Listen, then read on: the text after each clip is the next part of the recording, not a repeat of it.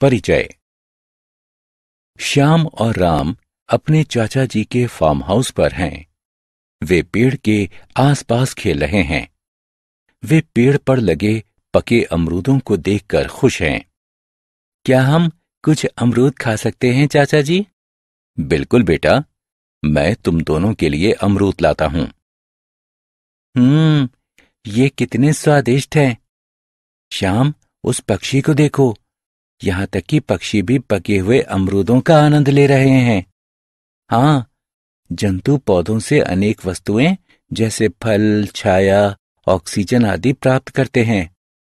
बच्चों, लेकिन क्या तुम जानते हो कि जंतु भी पौधों को अनेक वस्तुएं देते हैं? सच में चाचा जी, किंतु वो कैसे? चाचा जी, कृपया इसके विषय में हमें और अधिक बताएं। तो ठीक है, आओ मैं तुम्हें सजीव वस्तुओं की एक दूसरे पर निर्भरता के विषय में विस्तार से बताता हूं। आओ सीखें। पौधों और जंतुओं की एक दूसरे पर निर्भरता का वर्णन करना। पौधों और जंतुओं की निर्भरता वाले कारकों की सूची बनाना। वनों की विशेषता का वर्णन करना। वनों के कटाव से होने वाले दुष्परिणामों की चर्चा करना। वन और वन्य जीवन सुरक्षा की चर्चा करना। क्या पौधे जंतुओं पर निर्भर होते हैं? पौधों से जंतुओं को भोजन, ऑक्सीजन और आश्रय प्राप्त होता है। क्या वे इसके बदले में पौधों को कुछ देते हैं? हाँ, पौधों को अपना भोजन बनाने के लिए कार्बन डाइऑक्साइड की आवश्यकता होती है।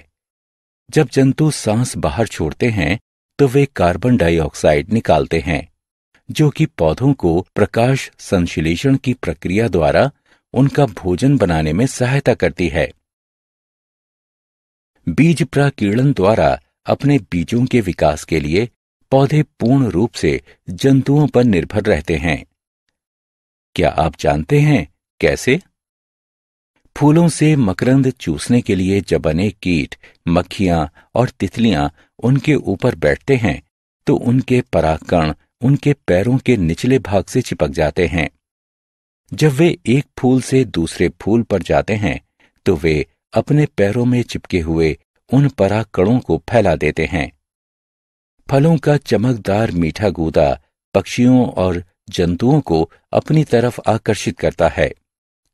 पक्षी और जंतु फलों को खाते हैं और बीजों के प्रकीर्णन में सहायता करते हैं।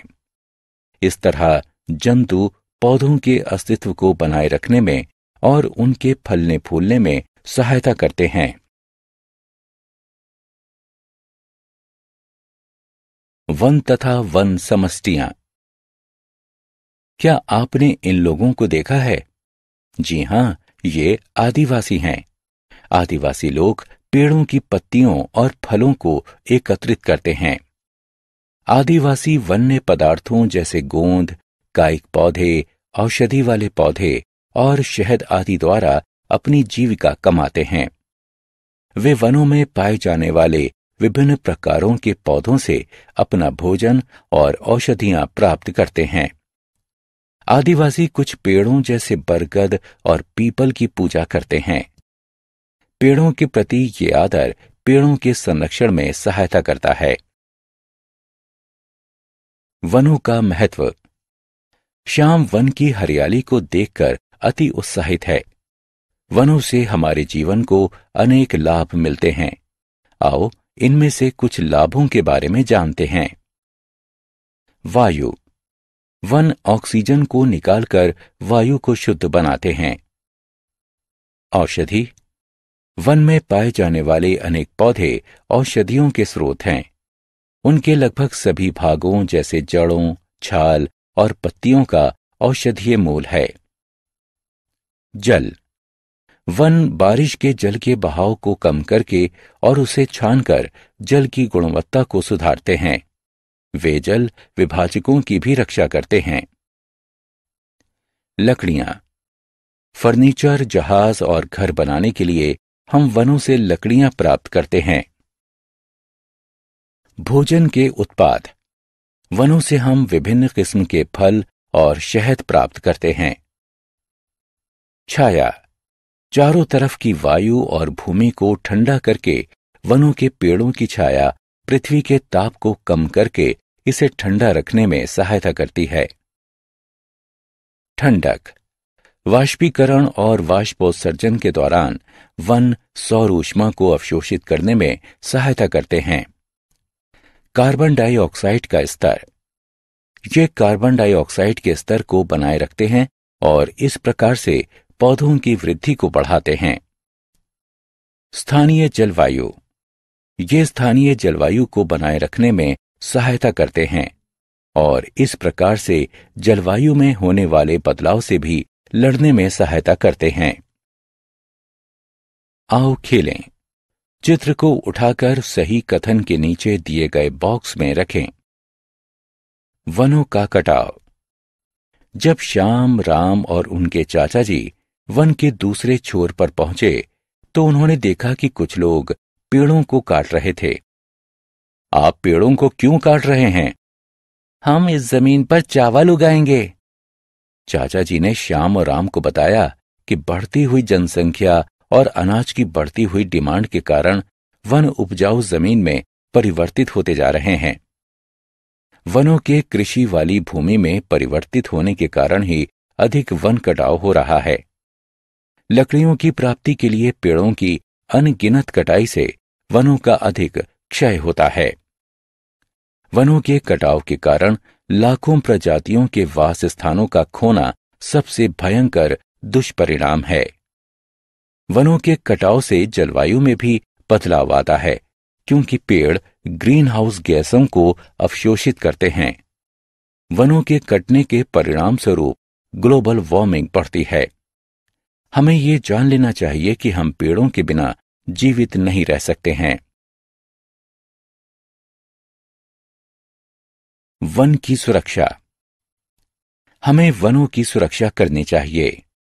वनों की सुरक्षा के लिए सबसे पहला कदम यह है कि कृषि करने या रहने के लिए जमीन की प्राप्ति के लिए अधिक संख्या में वनों के काटने को रोकना चाहिए।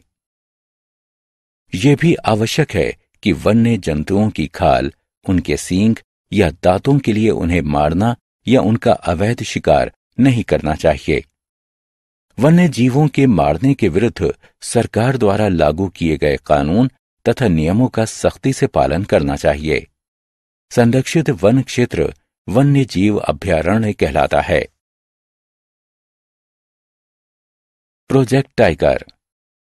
अचानक राम ने एक बोर्ड देखा जिस पर लिखा था बाघ को बचाएं। वो अपने चाचा जी से पूछता है, चाचा जी, इस बोर्ड पर बाघ को बचाएं क्यों लिखा है? बेटा, प्राचीन समय से लोग जंतुओं की खाल, उनकी हड्डियों और उनके पंजों के लिए उनका अवैध शिकार करते आए हैं। वे लोग इस बात की चिंता नहीं करते कि इससे जीवन की विविधता पर क्या प्रभाव पड़ेगा। इसके परिणाम स्वरूप पृथ्वी से हम लोग अनेक प्रजातियों को हमेशा के लिए खो चुके हैं। भारतीय बाघ भी इनमें से एक है। भारतीय सरकार बाघों को बचाने के लिए कदम उठा चुकी है। उसे ही प्रोजेक्ट टाइगर का नाम दिया गया है। इस प्रोजेक्ट में सरकार उन वनों की देखभाल करती है जिन वनों में बाघ रहते हैं। ये वन बाघ अभयारण्य कहलाते हैं। इन वनों में बाघों को मारना और पेड़ों को काटना एक दंडनीय अपराध है। हमने क्या चर्चा की? पौधे जंतुओं को भोजन, आश्रय और ऑक्सीजन देते हैं। जंतु पौधों को कार्बन डाइऑक्साइड देते हैं जिसकी सहायता से पौधे अपना भोजन बनाते हैं। पक्षी और जंतु पौधों के बीजों के प्राकीर्णन में सहायता करते हैं। आदिवासी वन्य पदार्थों जैसे गोंद, कायिक पौधे, औषधि वाले पौधे और शहद आदि द्वारा अपनी जीविका कमाते हैं। अनेक वन्य पौधों की जड़ें, छाल और पत्तियां औषधियों के स्रोत हैं। फर्नीचर, जहाज और घर बनाने के लिए वनों से हम लकड़ियां प्राप्त करते हैं। वनों से हम विभिन्न किस्म के फल और शहद प्राप्त करते हैं। वन सौर ऊष्मा को अवशोषित करने में सहायता करते हैं।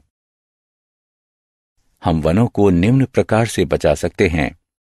उपजाऊ भूमि को विकसित करने या रहने के लिए पेड़ों की अंधाधुंध कटाई को रोकना चाहिए। वन्य जंतुओं को उनकी खाल, सींगों या दांतों के लिए उन्हें मारना या उनका अवैध शिकार नहीं करना चाहिए। प्रोजेक्ट टाइगर के अंतर्गत जिन वनों में बाघ रहते हैं, सरकार उन वनों की देखभाल करती है।